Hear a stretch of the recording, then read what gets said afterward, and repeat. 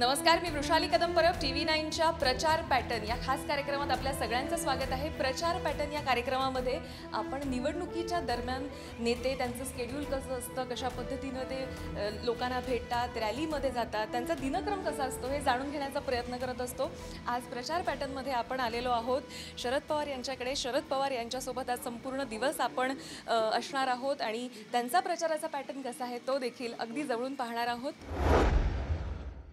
तर मोठ्या संख्येने लोक इथे भेटण्यासाठी आलेले आहे शरद पवार यांना। मला सांगा, कुठून आलेलात, तुमचं नाव काय? माझं नाव कासारी नदीच्या काठावर ननुंद्रे माझं गाव, मारुती पाटील माझं नाव, पन्हाळा तालुक्यात गाव, शरद पवारांचा पट्टा मारुतराव, तांदळात तांदूळ बासुमती, माणसात माणूस बारामती, त्यांचा कार्यकर्ता मारुती। क्या बात आहे, क्या बात आहे। मला सांगा, तुमची भेट झाली आहे का पवार साहेबांची? होणार आहे। सकाळपासून तुम्ही आलेला आहात। आपलं नाव काय, तुम्ही कुठून आले? मी रंगा ठाणेकर, शावाकडा वस्तात, मार्केट यार्ड शावाकडचे वस्तात। काय काम आहे तुमचं आज पवार साहेबांची गाठ घ्यायची, काय मास्तीच गाठ आमची, कुठतरी जाईल तिथं गाठ पडते। तर प्रचार पॅटर्नमध्ये आज आपण आलेलो आहोत। पवार साहेबांना भेटायला काही माणसं आली आहेत आणि आपण पाहतोय की धनंजय महाडिक देखील आलेले आहेत, उमेदवार आहेत ते राष्ट्रवादीचे। मला सांगा धनंजय महाडिक, तुम्ही उभे आहात, पण किती आश्वस्त आहात की तुम्ही जिंकून याल? कोल्हापूर हे पुरोगामी विचाराचं शहर आहे आणि गेले 25, 30, 40 वर्ष पवारसाहेबांच्या पाठीमागे असणारा हा जिल्हा आहे, पवारसाहेबांच्यावर प्रेम करणारा हा जिल्हा आहे। 2014ची लोकसभेची निवडणूक जर आपण पाहिली, देशामध्ये प्रचंड मोठी मोदी लाट असतानासुद्धा कोल्हापूरकरांनी मला साथ दिली, पवारसाहेबांनी मला उमेदवारी दिली आणि ती लाट परतवून लावून लोकांनी मला मताधिक्य देऊन निवडून दिलं। 5 वर्षामध्ये खूप सारी कामं कोल्हापूर शहर आणि जिल्ह्यामध्ये आपण केलेली असल्यामुळं यावेळी परत पवारसाहेबांनी मला उमेदवारी दिली आणि त्यानिमित्तानं काल कागल या ठिकाणी प्रचार दौऱ्यासाठी सभेसाठी साहेब आले होते। अति प्रचंड मोठी सभा झाली आणि साहेबांचं मार्गदर्शन लोकांना झालेलं आहे।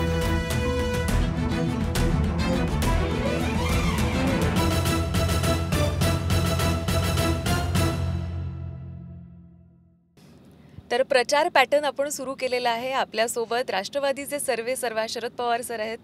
सर, आपण आता कोल्हापूरहून खरं तर सांगली तासगावकडे जातोय, पण मला एक विचारायचं आहे तुम्हाला की जेव्हा पंतप्रधान नरेंद्र मोदी पहिल्यांदा महाराष्ट्रामध्ये आलेले तेव्हा त्यांनी पहिलं कोणाला टार्गेट केलं तर ते शरद पवार यांना, आणि तुमच्यापेक्षा पवारांपेक्षा पवार कुटुंबियांना टार्गेट केलं।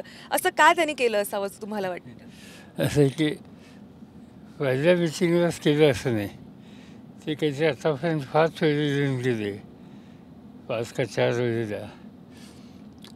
त्यातली एक सोडीच्या सगळ्या मिटिंगमध्ये त्यांचा टार्गेट मीच होतो आणि मला असं माहिती नाही, कन्फर्म नाही, पण काही लोकांनी नंतर सांगितलं की शेवटच्या मिटिंगला त्यांनी टोन बदलला। आता पुन्हा ते उद्या बारामतीला जाणार आहेत, आणखीन काही ठिकाणी त्यांच्या सभा आहेत की जिथं माझी मुलगी कॉन्टेस्ट करते किंवा आणखीन काय असेल। पण एक असं की त्यांनी लक्ष केंद्रित केलेलं आहे, त्यांचं टार्गेट राष्ट्रवादी काँग्रेस पार्टी महाराष्ट्राचं आहे। याचा अर्थ स्वच्छ की या निष्कर्षाशी आलेले त्यांचे सिरियस, त्यांना या राज्यात पर्याय देणारा कुठला घटक आणि लिडरशिप असेल तर ती बहुतेक आम्हा लोकांच्या भोवती ती जी त्यांना दिसते। कौटुंबिक विषयसुद्धा त्यांनी पुढं आणला की त्याच्यामध्ये कवडीचंही सत्य नाही। त्यांनी सांगितलं की आता कोण माझा पुतण्यात माझा पक्ष काढून घ्यायला लागला आहे, माझं महत्त्व कमी करायला लागलं आहे वगैरे वगैरे। ऐकताना तुम्हाला पवारांना कसं वाटतं? आमच्या घरात सगळे हसत होते आणि गंमत अशी वाटली की प्रधानमंत्री हा देशाच्या समोरचा कुठं प्रश्न मांडतील, देशात शेतकऱ्यांचे प्रश्न मांडतील, बेरोजगारांचे प्रश्न मांडतील किंवा दहशतवादी किंवा या सगळ्या गोष्टीच्या संबंधी काय पुढची नीती राहणार आहे ते सांगतील। पण या सगळ्या प्रश्नांचे जे राष्ट्रीय प्रश्न ते सगळे त्यांनी बाजूला सोडले आणि पवारांच्या घरात काय चाललं याची चिंता त्यांना वाटायला लागली।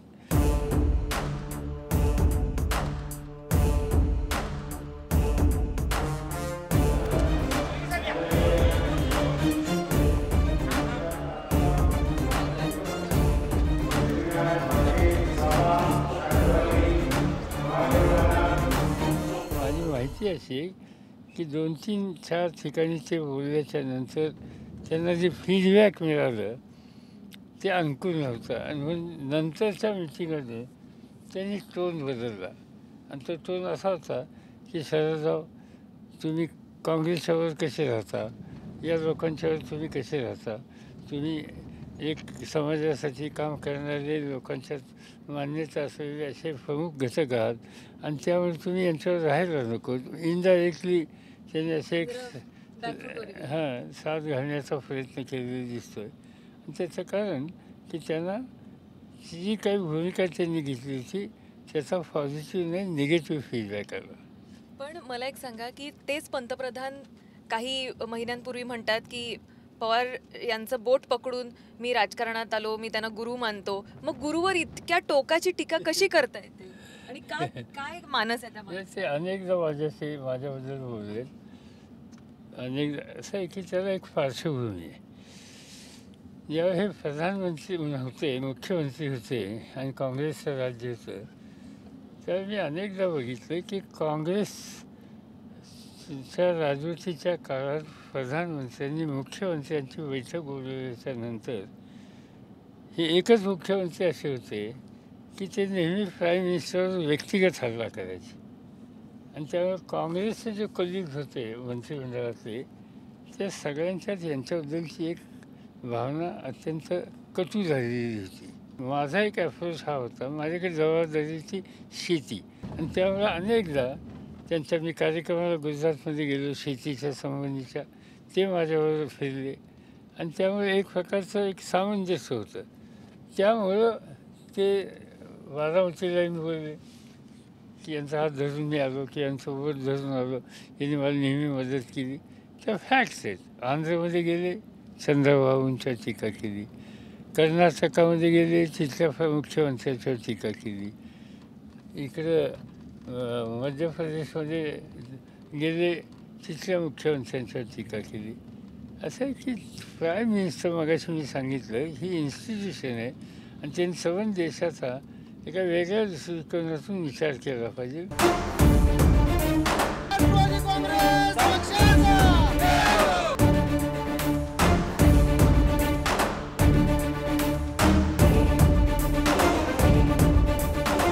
महाराष्ट्रातच नाही तर महाराष्ट्रामध्ये येण्याच्या आधीपासून अनेक सभांमध्ये नरेंद्र मोदी तुम्हाला टार्गेट करत आहेत, पक्षाला तुमच्या टार्गेट करत आहेत, पक्षाच्या नेत्यांना पण टार्गेट करत आहेत. एका सभेमध्ये ते म्हणालेले की तिहाडमध्ये एक माणूस आहे आणि त्यामुळे सध्या राष्ट्रवादीच्या नेत्यांना झोप लागत नाही आहे. आम्हालाही गंमत वाटली ती. आता तिहाडबद्दल कोण असणार, पण मोदींचं एक वैशिष्ट्य आहे की एखाद्या ठिकाणी जाऊन एखाद्या विरोधकांच्या संबंधी काही जर बोलण्यासारखं नसेल तर लोकांच्या मनामध्ये चर्चा आणि संभ्रम होईल असं एक वाक्य टाकायचं आणि मग त्याची चर्चा होते. काही लोकांचाच नाही, प्राईम मिनिस्टर म्हणजे काहीतरी खरं असलं पाहिजे, काही लोकांचाच नाही, पण हे सतत एक संभ्रम निर्माण करण्याच्या संबंधीची त्यांची एक ॲटिट्यूड आहे, त्यापेक्षा दुसरं काहीच याच्यामध्ये नाही आहे. पण मला सांगा की मोदी कुठेतरी तुम्हाला घाबरवण्याचा प्रयत्न करतात कायम. नाही घाबरून जातात. दबाव तंत्र आहे का मोदींचं हे? त्यांना असं वाटतं की याच्यानी काही लोक जपतील. असं आहे की आम्ही सुद्धा सार्वजनिक जीवनात त्यांच्यापेक्षा खूप जास्त वर्ष काढलेली आहेत.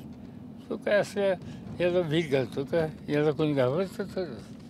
शरद पवार हे देशातले असे एक नेते आहेत जे ममता बॅनर्जी असो किंवा इतर जे पक्ष आहेत, रिजनल पार्टीज जे आहेत, त्या सगळ्यांना एकत्र घेऊन त्यांची मोड बांधू शकतात आणि म्हणून शरद पवार हे सतत मोदींच्या टार्गेटवर असतात का? असं आमच्या सगळ्या विविध राजकीय पक्षाचे नॉन बी जे पीचे जे कलिग्स आहेत त्यांचं मत हे आहे की या सगळ्या अपोजिशनचं कन्सल्टेशन करण्याच्यामध्ये तुम्ही पुढाकार घेताय हे मोदींना पसंत नाही. आणि म्हणून शेवटच्या सगळ्यात मोदी बोलले काय की शरदराव तुम्ही हे कशासाठी करताय, तुम्ही या लोकांच्यावर कसे जाताय, म्हणजे इनडायरेक्टली आमच्यावर तुम्ही यायला पाहिजे हे हे हिंट करताय. डायरेक्ट बोलले नाहीत, अशी ऑफर देण्याचा म्हणजे हिंट केली त्याने. आणि त्याचं कारण की त्यांना खात्री आहे की त्यांचं बहुमत होत नाही, त्यामुळे ते कुठेतरी जुळवाजुळवसुद्धा करायची आवश्यकता भासेल.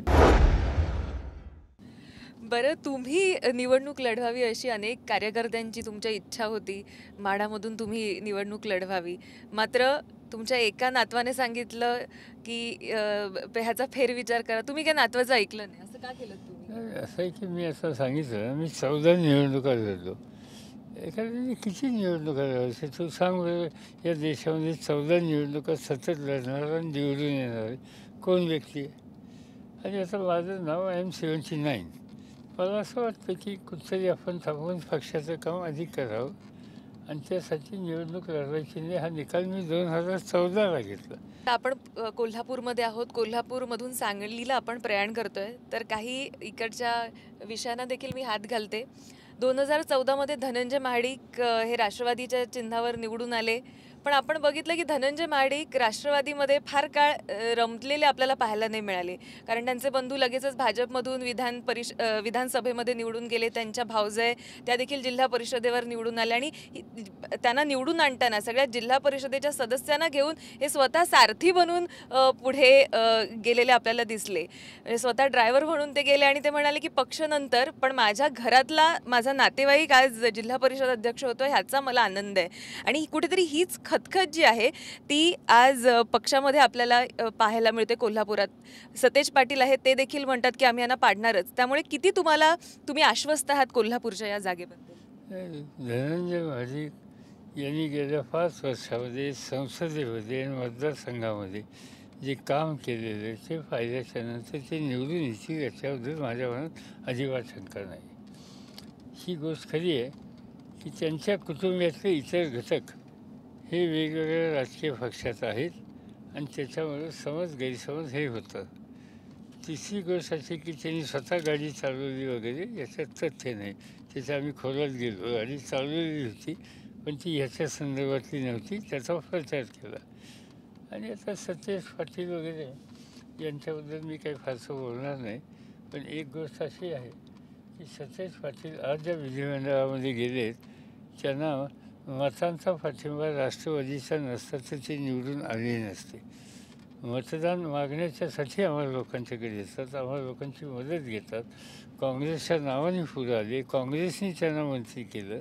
आणि ज्या वेळेला काँग्रेस राष्ट्रवादी एका अत्यंत महत्त्वाच्या संघर्षामध्ये आहेत त्यावेळेला स्वतःचे कुठलेतरी प्रश्न रागलोक ते करतात आणि सांगतात आम्ही ठरवलेले. चांगली गोष्ट आहे. आम्ही हे लक्षात ठेवू.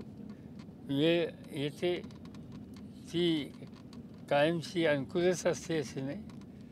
आज नाही उद्या कुठेतरी सार्वजनिक जीवनात जे राहतात त्या सगळ्यांना अशा पद्धतीनं कोणी काही गमती केल्या तर त्याची उत्तरं देणारेही असतात.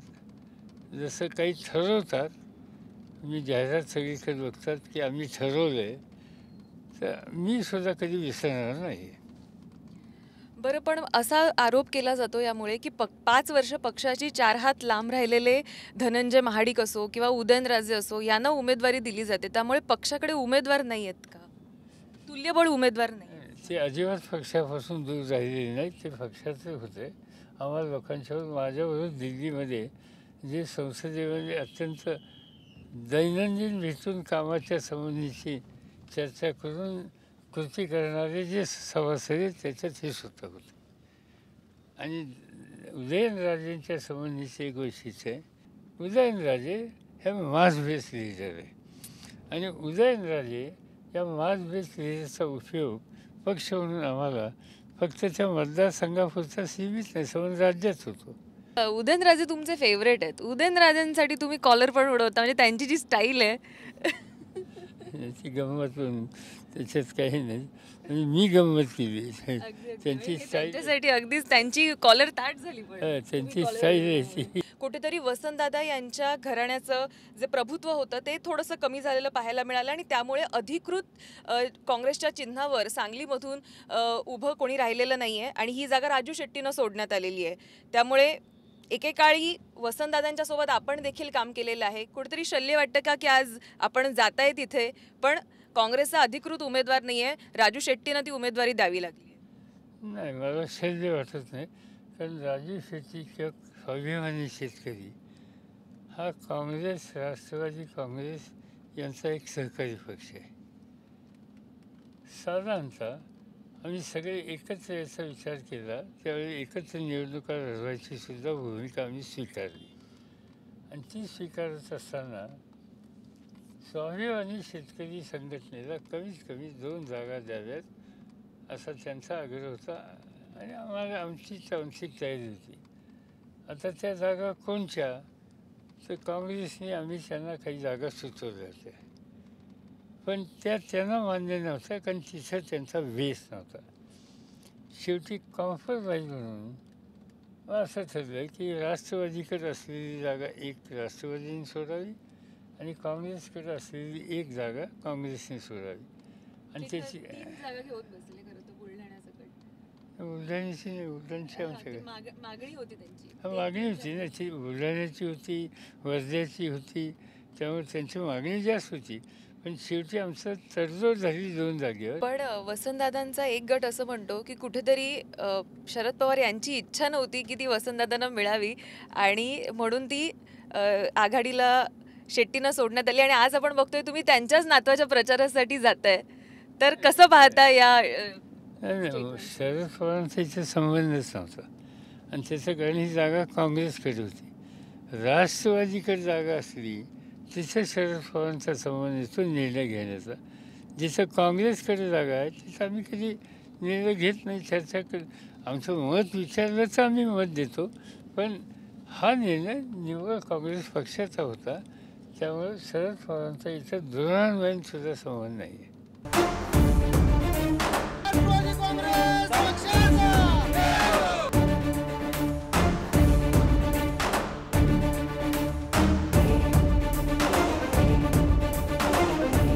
तुमच्याकडे नेहमी असं म्हटलं जातं की शरद पवारांनी अशी एक माळ गुंफलेली आहे ज्याच्यामध्ये प्रत्येक मातब्बर नेता त्या जिल्ह्यातला कर्तबगार असा नेता आहे. मात्र आपण ह्या 5-1 वर्षात बघितलं की थोडी राष्ट्रवादीला पडझड झालेली आपल्याला पाहायला मिळाली. मुख्य म्हणजे सोलापूर जिल्ह्यातलं विजयसिंह मोहिते पाटील यांच्याबद्दल. मागची माझी जागा जी होती माढ्याची, जिथं मी निवडून आलो होतो, विजयदादांना लोकसभेला जाण्याची इच्छा होती हे लक्षात आल्यावर मी स्वतः ती जागा सोडली. त्यांना तिथं पक्षाची संधी दिली. मी स्वतः प्रचाराला गेलो. ते संसदेत माझ्यावर सहकारी म्हणून बसले. याही वेळेला मी त्यांना जागा देत होतो, पण ते स्वतः लढायला तयार नव्हते. ते म्हणत होते की माझ्या चिरंजीवांना जागा द्या. आणि तो मतदारसंघ जे आहे त्याला 6 विधानसभाची क्षेत्र आहेत.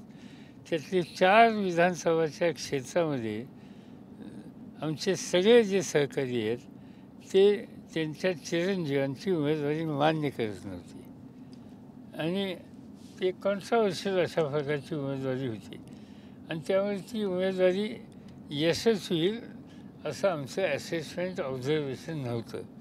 म्हणून आम्ही पुन्हा आग्रह केला की विजयदादा तुम्हीच उभे राहा, पण ते काही उभे राहिले नाहीत.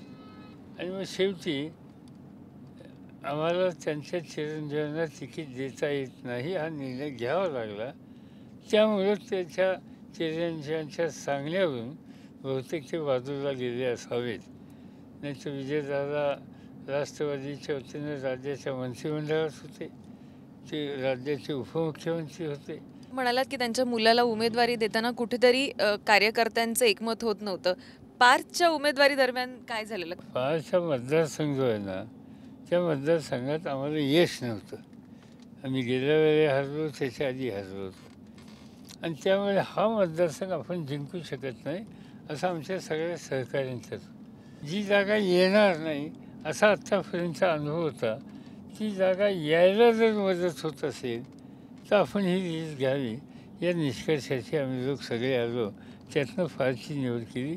फारची मागितली नव्हती, त्याची अपेक्षा नव्हती. आज तुमची नातवंड सुद्धा राजकारणामध्ये सक्रिय होताना आपण पाहतो. मग पार्थ असो किंवा रोहित असो, कसं वाटतं यांच्याकडे बघून आणि त्यांच्या या की प्रत्येकाचा एक अप्रोच वेगळा आहे. रोहितचा सगळा अप्रोच दिसतो तो डेव्हलपमेंट ओरिएंटेड दिसतो. फार कमी लोकांना माहिती आहे की रोहित एक सहकारी, एक साखर कारखाना फार उत्तम रीतीने चालवतो. या देशातले 2 संस्था आहेत साखर धंद्यातल्या.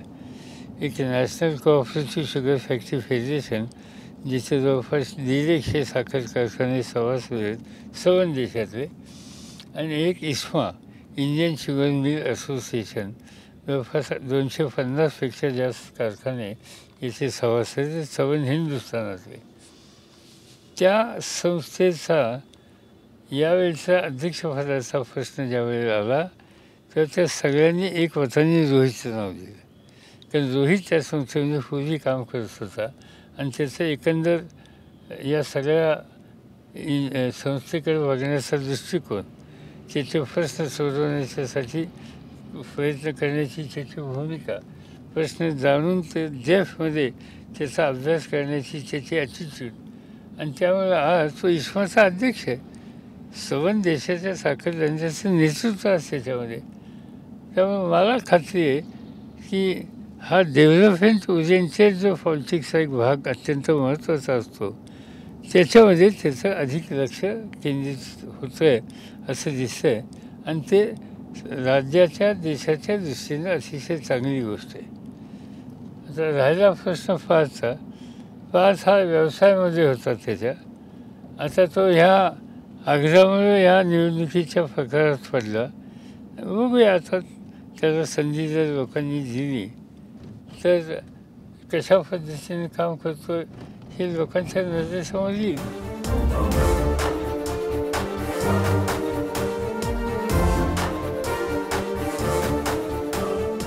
मी आता तासगाव इथं पोहोचलेले आहे. थोड्याच वेळात शरद पवार हे सभेला संबोधित करणार आहेत आणि आपण पाहतोय सभेमध्ये मोठ्या प्रमाणावर गर्दी झालेली आपल्याला पाहायला मिळते. अगदी ज्या माणसांना आतमध्ये बसायला खुर्च्या नाही आहेत ती माणसं इथे बाजूला उभी आहेत. दुतर्फा माणसं इथे उभी असलेली आपल्याला पाहायला मिळतात. आपल्या सोबत काही तरुण आहेत, आपण त्यांच्याशी बोलूया.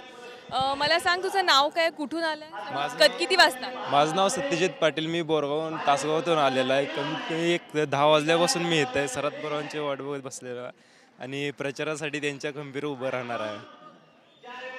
नाव काय, कुठून आलंय? संदीप, माझं नाव संदीप आहे. मी निमणीवरून आलो. मी सकाळी 9 वाजता आलेलो आहे शरद पवारचे भाषण ऐकण्यासाठी. तुला माहिती आहे कोणाची सभा चालली आहे? शरद पवारांची सभा चालली. कितवी शिकतोस? 6वी. अरे तू शाळा सोडून आला इकडे? नाही, शाळा करून आलो. शाळा करून आला. पवारांना ऐकायला आलास का इथे? हो, बघायला आलो. बघायला आलास. पण आता तू इतक्या लेट आलास, तुला जागाच नाहीये बसायला, काय करशील तू? आता उभारून पाहणार. उभं राहून पाहशील. नाव काय म्हटलंस तुझं? मुस्तकीम. पूर्ण नाव काय? मुस्तकीम आलं मोमीन. आणि शाळा कुठली तुझी? विद्यानिकेतन. तर आपण पाहतोय की वेगवेगळ्या वयोगटातली माणसं इथे आहेत आणि हा मुलगा तर शाळा संपवून आलेला आहे पवारांना ऐकायला. आपल्यासोबत आणखीन काही लोक आहेत. कोणी शेतकरी आहेत का इथे? शेतकरी. नाव काय तुमचं? सर्जेराव पवार. कुठून आलात? कुंडलवरून. किती वाजता आलात? तास दीड तास झाला. पवारांना ऐकायला? हा, पवार साहेब भाषण ऐकावलं. खरं तर आता 38 डिग्री सेल्सिअस तापमान आहे. मात्र आपण बघतो ही माणसं आहेत जी बराच वेळ इथे ताटकळत उभी आहेत पवारांना ऐकण्यासाठी, आणि आता ही सभा संपेपर्यंत अशीच उभी राहणार आहेत. अनेक काही माणसं आहेत जी सकाळपासून इथे आलेली आहेत. तुझं नाव काय? विक्रांत पाटील. कुठून आलात? वासुंबे. कशासाठी आले? पवार साहेबांना ऐकायला. इथे लोक गॉगल लावून उभे आहेत कारण खरंच ऊन जास्त आहे. काय नाव काय तुमचं? कुठून आलं? माझं लावा गॉगल. सुधीर पाटील. मी अंकलकोप गाव माझं. मी असतो बिझनेस निमित्त पुण्यामध्ये, पण या सरकारच्या विरोधात काहीतरी आपल्याला करावं लागेल आणि काहीतरी रान उठवावं लागेल. यासाठी मी गेली आठवडा झाले इथं आहे सांगलीमध्ये, आणि आघाडीचा उमेदवार निवडून यायला पाहिजे हे सगळ्यांसाठी गरजेचं आहे. खोटी आश्वासनं आणि जे हे होतं आहे त्यासाठी आघाडीचा उमेदवार कसल्याही परिस्थितीत विशाल पाटील निवडून यायला पाहिजे. यासाठी सगळ्यांनी प्रयत्न करणे गरजेचं आहे. मला सांग, तुझं नाव काय? पृथ्वीराज सूर्यवंशी. कशासाठी आलात? विशालदादांसाठी आलो. विशालदादा परत आलीच पाहिजे, एकदा तर आले पाहिजे विशालदादा. मला वाटतं ते येऊन सगळ्या समस्या निवारण होईल. होय, विशालदादा आले तर सगळं सळवणार. दादांचे नातं आहेत ते होणार, व्हायच पाहिजे. बरं, तर आपण पाहतोय की मोठ्या संख्येनं लोक इथे आहेत. एक मुलगा आहे, आपण त्याच्याशी बोलूया. तुझं नाव काय? संकेत संजय माने. कुठून आलास तू? तासगाव होतं ना. शाळेत गेलेलास का? हो, कधी सुटली शाळा? मग अशी 2 तास अगोदर सुटली. 2 तासापासून इकडेच आहेस? हो, कशासाठी आलास इथे? शरद पवार यांचं भाषण ऐकायला. पण आता तर तुला पवार दिसू पण शकत नाही, इतकी गर्दी आहे, मग काय करशील? मधनं गर्दीतनं घुसून त्यांना बघणार. गर्दीतून घुसून बघशील. बरं, तर आपण बघतोय की मोठ्या संख्येने लोक इथे आलेले आहेत. पोलीस बंदोबस्त देखील तितक्याच मोठ्या प्रमाणावर आपल्याला इथे पाहायला मिळतोय.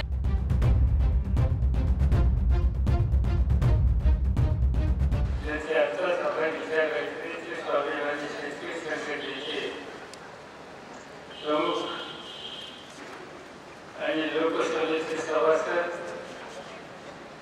खासदार राजू शेट्टी.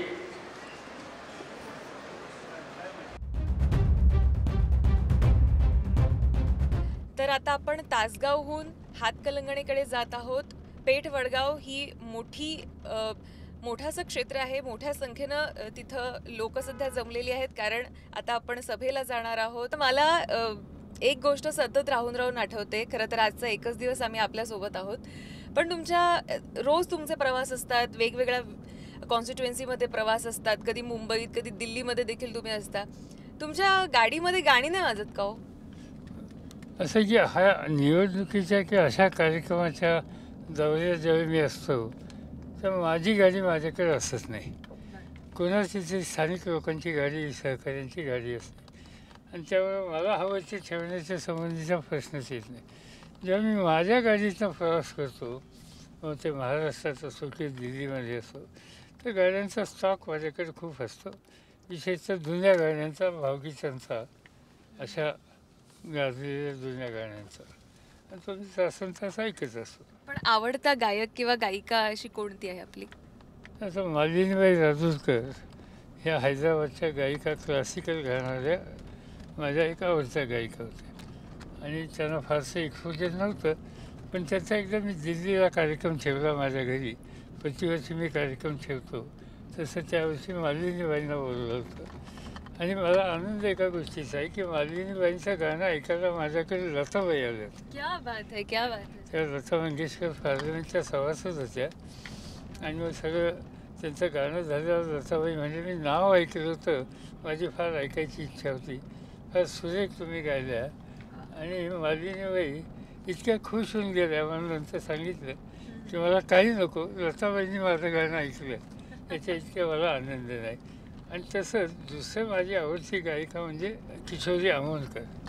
आणि किशोरी आमोणकरचं विशेषतः त्यांचं विठ्ठलावरची जे काही गाणी अभंग असतील, अवघा एक किंवा पहावा विठ्ठल, बोलावा विठ्ठल, या संबंधीचं इतकं सुरेख त्या गायच्या.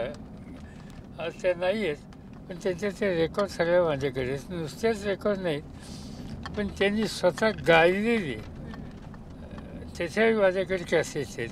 कुठं माझ्या घरात गायलेली असतील किंवा आणखीन कुठेही गायलेली आहेत. तर किशोरी हे माझी अत्यंत आवडते. थोडीशी व्हिम्सिकल असायच्या. म्हणजे कुठं माझ्याकडे कार्यक्रम एकदा बारामतीमध्ये असताना त्यांच्या एखाद दिवशी गोष्ट मनासारखी नाही झाली की त्यांचा मुलगी जायचा. म्हणजे त्या आल्याच्या नंतर समजा तो कार्यक्रम 8-8:30ला असला संध्याकाळी, मालिनीबाई येऊन बसल्या आणि पडदा उघडायला सांगितला, त्याच्यानंतर एक रिलीफ मिळायचा की आता काही चिंता नाही, आता ते उठून जाणार नाही. नाहीतर किंवा खालून काहीतरी वेगळं वाकडं काहीतरी आवाज आला, कोणतरी काही घोषणा दिली, संपलं, तो कार्यक्रम संकटातच. पण हा थोडासा स्वभाव सोडला तर गाणं सुरेख, एकदम सुरेख. ऐकण्यासाठी तासन तास बसावं, कान अशी टोकावून बसावं, अशी गोष्ट असायची. तुम्ही गाण्याबद्दल इतकं सुंदर सांगता. खरं तर मला वाटलं तुम्ही तसे वृक्ष असाल, तुम्ही गाणी बिणी ऐकत नसाल. त्यामुळे फार विचार करून मी हा प्रश्न विचारला तुम्हाला की तुम्ही गाणी बिणी ऐकता की नाही. गाणी मला आवडतात, गाणी आवडतात. अनेकांची गाणी मी ऐकलेलीच ऐकत असतो. कधी माझ्या घरी आला तर तुला इतका स्टॉक बघायला मिळेल गाण्यांचं विविध. पण ह्या अशा प्रकारच्या गाण्यांच्या होत्या. बरं, आजची जी नवीन गाणी कधी ऐकली आहेत का तुम्ही, किंवा असं कधी FM वर वगैरे आजकाल जी काही गाणी ऐकवतात का तुम्हाला? नाही, कधी फारशी ऐकलेली नाही, मी कधी ती लावत नाही. पवार साहेबांचे एक मित्र आहेत कुलकर्णी म्हणून, आपण त्यांच्या घरी जाणार आहोत आणि त्यांच्या घरी आता जेवणाचा बेत आहे.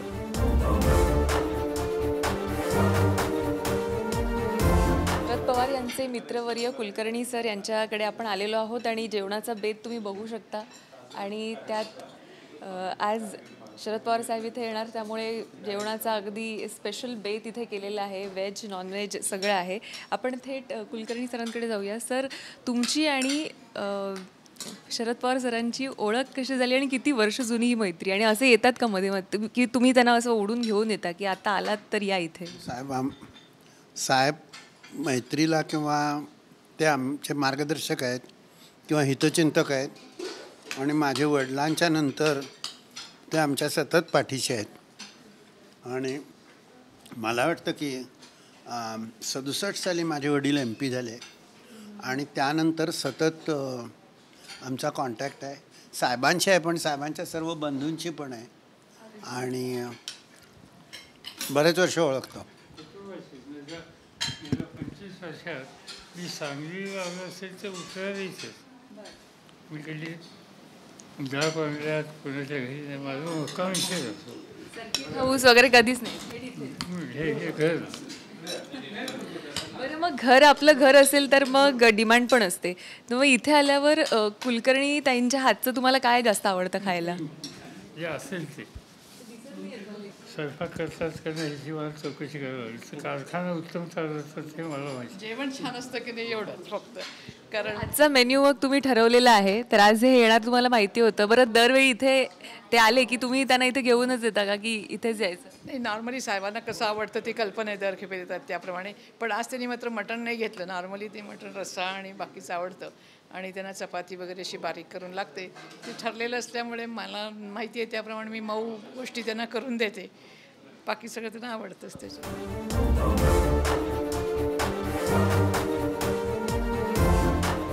जेवणाचा विषय निघाला म्हणून विचारते, तुमच्या आईंच्या हातची तुम्हाला कुठली डिश आवडायची आणि आता प्रतिभा ताईंच्या हातची? प्रतिभाच्या बाबतीत कुठलेही मासे म्हणजे कुठल्याही प्रकारचे नाही, कारण तिचं सगळं माहेर जे तिकडचं आहे ते कोकणातलं आहे.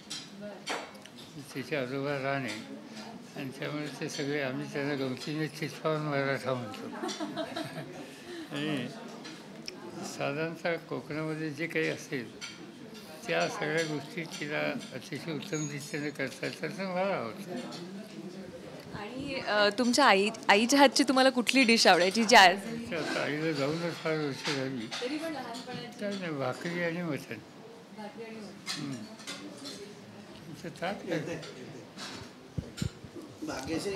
तर हा स्पेशल बेत आता आपल्यासमोर आहे आणि त्याच्यावर आम्ही सगळेच ताव मारणार आहोत. आणि हा ताव मारल्यानंतर आपल्याला हातकलंगणीच्या सभेला देखील जायचं आहे. कुठे?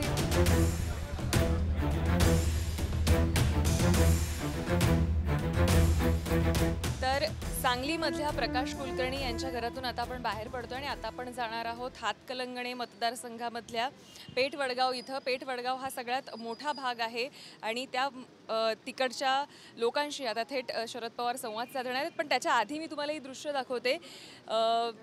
कुलकर्णी यांच्या घराच्या बाहेर आपण पाहतोय की लोकांची पुन्हा एकदा रीग लागलेली आहे. खरं तर दुपारचं जेवण झाल्यानंतर अनेक बैठका आतमध्ये झाल्या आणि सतत शरद पवार हे कोणाला तरी भेटत होते. मोठ्या संख्येनं पदाधिकारी त्याचप्रमाणे इकडची लोकं भेटायला येत होती. आपल्यासोबत आता काही लोक आहेत. मला सांगा, कुठून आलात तुम्ही?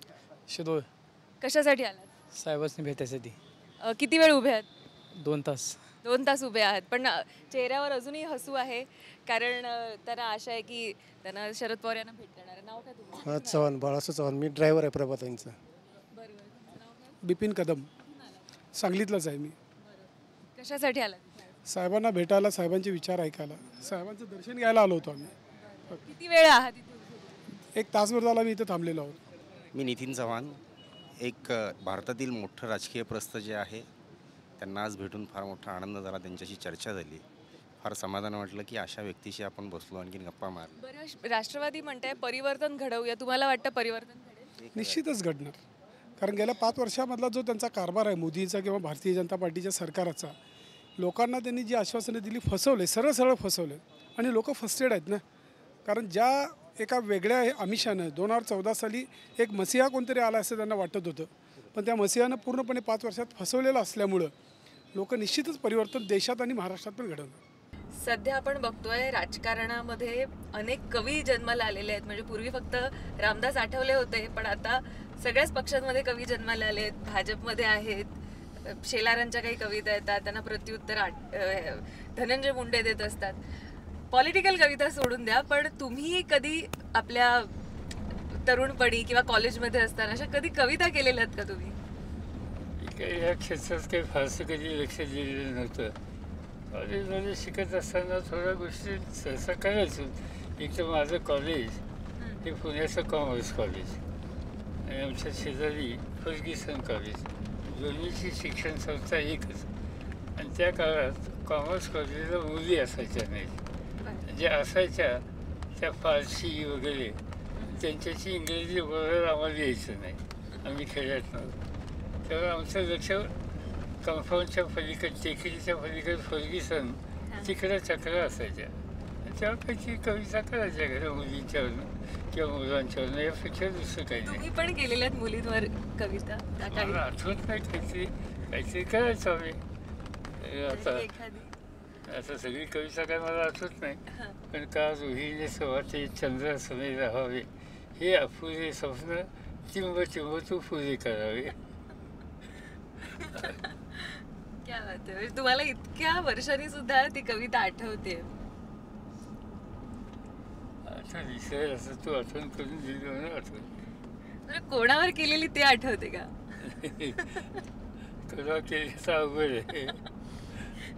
खरं तर आज आपण डे विथ शरद पवार करतोय आणि सतत आपण त्यांच्यासोबत आहोत, अगदी सावलीसारखे त्यांच्यासोबत आहोत. आणि याच दरम्यान ते लोकांना भेटतायत, त्यांना शेक हँड करतायत. त्यांच्याकडून पत्र, जे काही 2 पत्र आत्ता बसल्या बसल्या आपण पाहिली त्यांना दिली लोकांनी, एक पेपर देखील दिला वाचायला. तर इतक्या कमी वेळामध्ये तुम्ही तो प्रश्न देखील समजला, तो वाचूनही घेतल्याशिवाय आमच्या प्रश्नांची उत्तरं देताय. म्हणजे ही एनर्जी कुठून येते? खरं तर इतका दौरा आपला चाललाय, 40 डिग्री बाहेर तापमान आहे अनेक ठिकाणी आपण पाहतोय, आणि असं असताना रोड वे आपण पूर्ण ट्रॅव्हलिंग करतोय, दमछाक होते. मला आणि आवर्जून सांगावं असं वाटतं, या पूर्ण दौऱ्यामध्ये आत्तापर्यंत त्यांनी पाण्याचा एकही घोट घेतला नाही. केवळ आम्ही एका कुटुंबाच्या इथे गेलेलो, तिथे पाहुणचार म्हणून त्यांनी 2 घोट ज्यूस प्यायलेला आहे. आणि अशा पद्धतीनं कसं हे तुम्ही काम करता? आणि सकाळी ब्रेकफास्ट मला वाटतं 7:30लाच झालेलं आहे. 2 गोष्टी आहेत त्याच्यात. पहिला भाग असा आहे की एक तर लोकांचे प्रश्न गेले अनेक वर्ष मी लोकांच्यात असल्यामुळे मला माहिती आहेत, किंवा मला त्याच्यातून त्यांनी काही मांडणी केली ती लक्षात येते, काय केलं पाहिजे, आणि ते समजून घेण्यात मला आनंद होतो आहे. आणि दुसरी गोष्ट अशी की लोकांच्यात गेलो की मला कंटाळा वगैरे सगळं निघून जातो. माझं टॉनिक आहे लोक, आणि हे टॉनिक जोपर्यंत घेण्याची संधी मला मिळते तोपर्यंत मी थकत नाही, मी कंटाळत नाही, मला भुकेची आठवण होत नाही. मी जे क्षेत्र निवडलं होतं विचारपूर्वक निवडलं. आणि प्रतिभाला मी लग्नाच्या आधी सांगितलं होतं हे क्षेत्र माझं आहे, माझी दिनचर्या अशी असेल, माझा प्रवास असेल, मी विधानसभेचा सभासद झाल्यानंतर लग्न करावे. तुमची आणि त्यांची पहिली भेट आणि ओळख कशी? नाही, काही नाही. माझी आणि त्याची पहिली भेट सरळ लग्न ठरवून केलेलं लग्न. आणि त्याचं कारण म्हणजे तिचे जे मामा होते राणे, ते त्यांचे वडील हे वेगवेगळेच होते, कोकणातली मंडळी होती. आणि राणे आणि माझे मोठे बंधू दोघंही हयात नाहीत, हे दोघं मित्र होते. आणि कशाहून ते त्यांच्या दोघांचा विषय आला, आमच्याकडे मुलगी आहे, त्यांच्याकडे माझ्याकडे सुद्धा मुलगा आहे. आणि मग त्याच्यातून प्रपोज केलं आणि त्याच्यात फक्त लग्न ठरलं. बाकी प्रपोज कोणी केलं? नाही, असं माझे भाऊ आणि त्यांचे मित्र राणे ह्या दोघांनी ठरवलं आणि आईला माझ्या सांगितलं. त्यावेळेला मला लग्न करायचं होतं दुसऱ्या एका मुलीच्या बरोबर, पण त्यांच्या घरच्यांची संमती मिळेल असं काही दिसलं नाही. मग तो विषय मी सोडून दिला. आणि तो विषय सोडून दिल्याच्या नंतर मग जे काय आईने सांगितलं, भावाने सांगितलं. पण तुम्ही जिद्दी आहात, तुम्ही मिळवण्याचा प्रयत्न नाही केला? नाही केला त्यावेळेला. आणि असं आहे की मला जे काही करायचं मी विचार करत होतो, त्यांच्या घरच्यांची इतकींची ती तयारी नव्हती. आणि त्यामुळे माझ्या लक्षात आलं, एक मित्र होता लहानपणापासून, त्याचं लग्न झालं आणि त्याच्या बायकोची ती मैत्रीण होती म्हणून तिने प्रपोज केलं.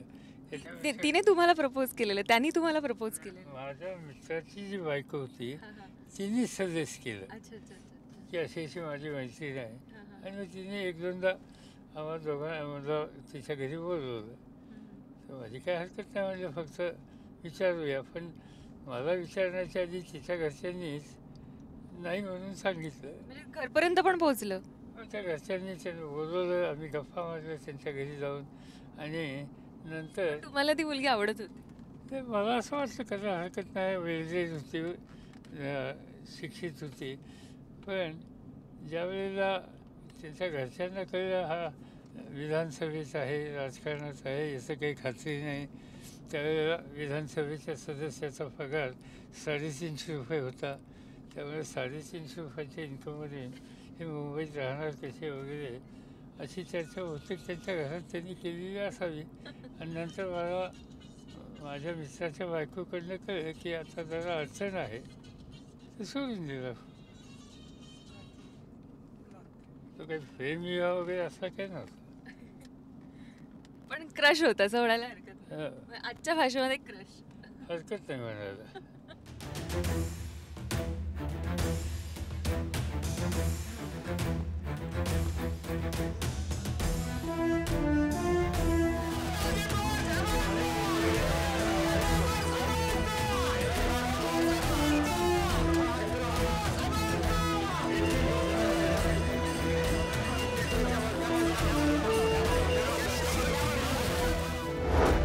पेठ वडगाव इथं मी आलेली आहे. सभेला सुरुवात झालेली आहे आणि आपण पाहू शकतो मोठ्या प्रमाणावर लोक इथे आलेली आहेत. मला सांगा, तुम्ही आज इथं का आलात? बोला, राज शेट्टींच्या प्रचारासाठी आलो आम्ही. मला वाटतं की परिवर्तन होईल? नाही होणार, इथं राज शेट्टीच येणार. देशामध्ये परिवर्तन नाही होणार, होणार देशात होणार, 100% होणार. अगदी निश्चित परिवर्तन होणार आणि राजू शेट्टी साहेबांची हॅट्रिक होणार हे निश्चित आहे. त्यात काय 100% निवडून येणार. 100% 2 लाखांनी होते हे केपला 3 लाखांनी निवडून भरपूर. हा, देशात 1 नंबर लीड राजू शेट्टी साहेबांचं. मॅडम पेठ वडगावमधून आता आपण कोल्हापुरात आलेलो आहोत हॉटेलमध्ये आणि आपण पाहतोय की अजूनही गर्दी कायम आहे. लोकांच्या बैठका या इथं देखील होणार आहेत. सर, खूप खूप धन्यवाद. खरं याही बैठका आम्ही कव्हर केल्या तर दिवस कधी संपला आणि उद्याचा कधी उजाडेल हेही देखील आम्हाला कळणार नाही. त्यामुळे आता आम्ही रजा घेतो तुमची आणि खूप खूप धन्यवाद. आज आपण प्रचार पॅटर्नमध्ये आम्हाला अख्खा दिवस आपल्यासोबत राहू दिला. सर, असं तुम्ही स्टेट उचलून मोबाईल जाणार? हो, आता इथून थेट मुंबईला. ठीक आहे, रात्रीचा प्रवास आहे, झोपून जावा, दुसरं काही सांगायचं नाही. थँक्यू सो मच सर, धन्यवाद. तर वेळ झालेली आहे आता, इथंच थांबायची, कुठेही जाऊ नका, पाहत राहा फक्त TV9.